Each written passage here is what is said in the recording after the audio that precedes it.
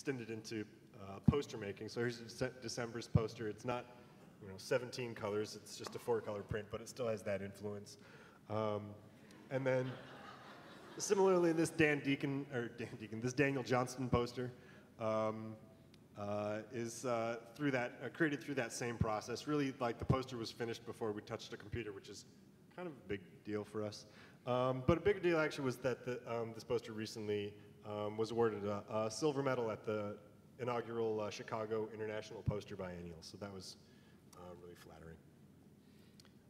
And then some more art prints. The Frank L. Sprayberry Presidential Collage Series. Series of collages that are just like 4x3, blown up to some 9x12 smaller compositions. We like to talk about Tom Hazelmeyer in our presentations. He's somebody that we met early on when we started Aesthetic Apparatus. He actually gave us one of our first paying jobs for a poster that we did for Lydia Lunch. He's a guy in Minneapolis that runs a record label called Amphetamine Reptile Records. He owns a few bars. He owned a art gallery called Oxop for a long time. Did you get the lighters? The lighters? Custom Lighters? Zippos, yeah, that he invites artists to do. Anyway, he does a ton of stuff, and he's somebody that we got connected with early on, and he's really opened a lot of doors for us. And this is an example of one of those things where he invited us to be part of this toy series where you basically get this blank template and you customize a toy. And so we were part of this series with a bunch of other much more well-known artists. You mean much better? And better, more interesting, better-looking artists. The one thing I want to say about Tom Hazelmeyer too, and Jeff Pivoto, and Flatstock and Gig Posters is that one aspect of our business that actually is really important, and I think is the one bit of advice that I would give anyone that is starting in the professional world of graphic design, is that what you really need to create the work that you want to create is community and mutual respect for like-minded artists, whether those artists share your same aesthetic values or political values or just live in the same city as you. We wouldn't be Aesthetic Apparatus if it wasn't for Tom Hazelmeyer, or if it wasn't for Jeff Pivoto, or Jay Ryan, or David Witt, or whoever. I mean, really, the best way to do business is to have friends.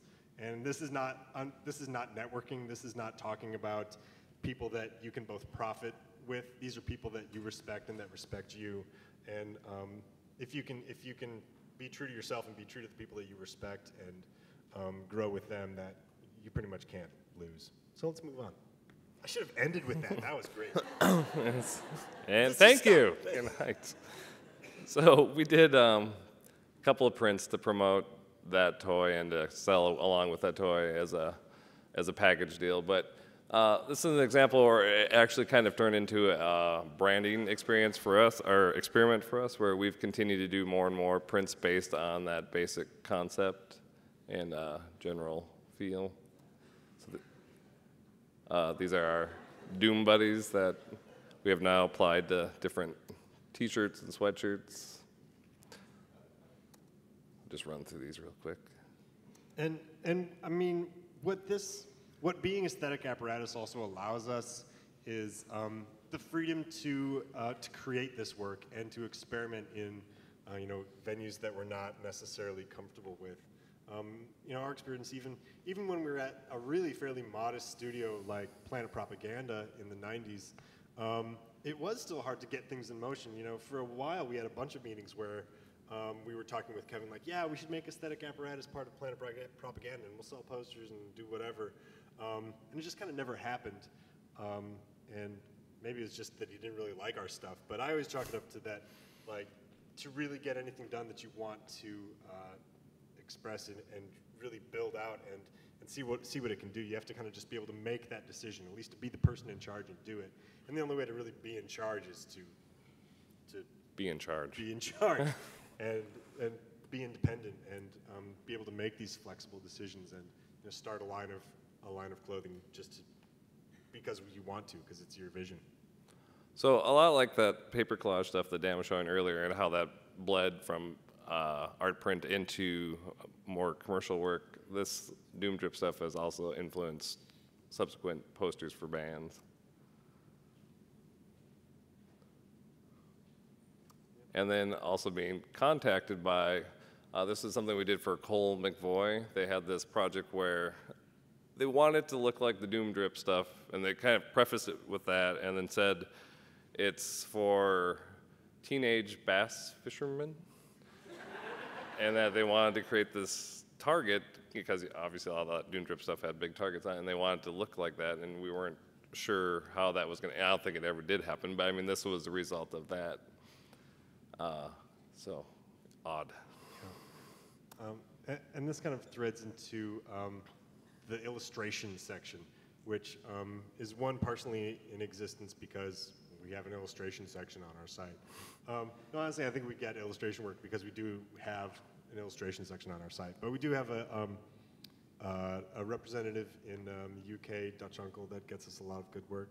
But this also kind of is our foray into kind of the last section, which is how does a group of rogue commercial artists making rock posters actually do paying design work?